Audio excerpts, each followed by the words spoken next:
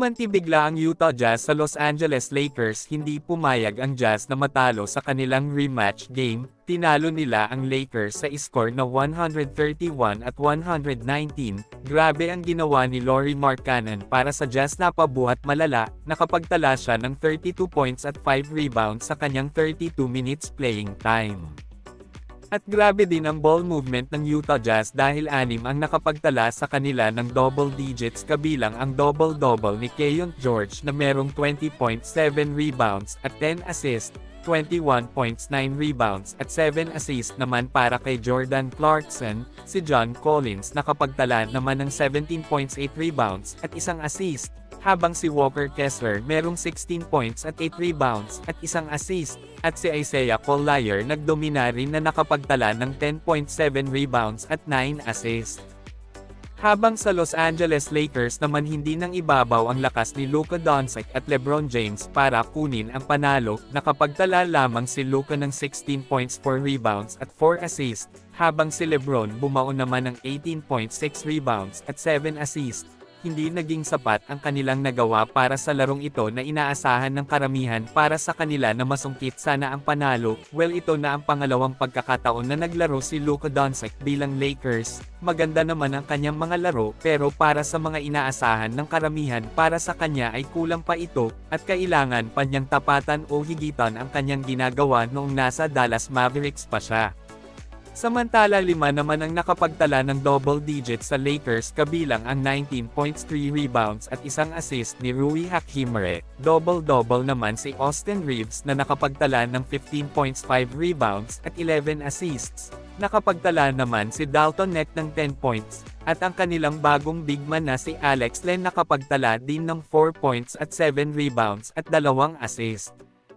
Pero bukod sa pagkatalo ng Lakers, naging maingay pa rin ang mga tao sa ginawang magandang showtime ni Bronny James. Nakapagtala siya ng 2 tres at tumapos siya na merong 9 points at 1 assist sa kanyang 8 minutes of playing time sa nalalabing oras sa 4th quarter.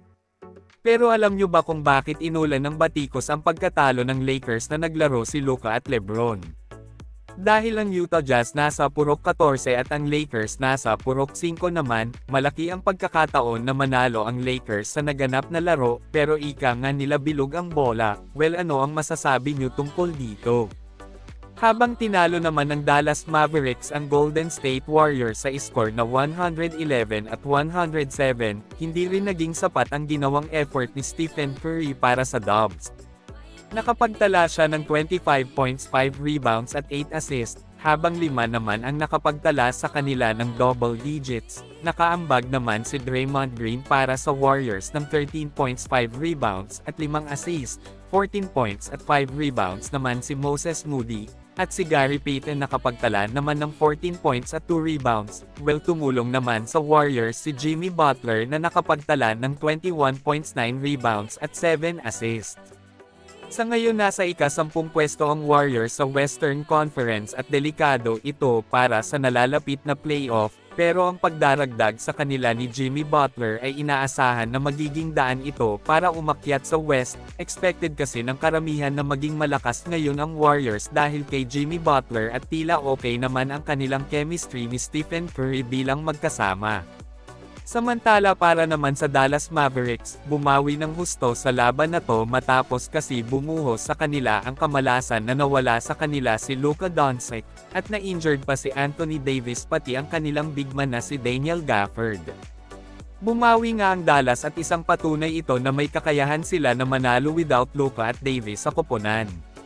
Nanguna si Kyrie Irving para sa Dallas na napabuhat din ng malala si Uncle Drew. Nakapagtala siya ng game-high na 42 points at may kasama pang 7 rebounds sa kanyang 40 minutes playing time. Bumao naman si Klay Thompson ng 17.7 rebounds at 2 assists, habang 17.5 rebounds at 4 assists naman si Max Christie.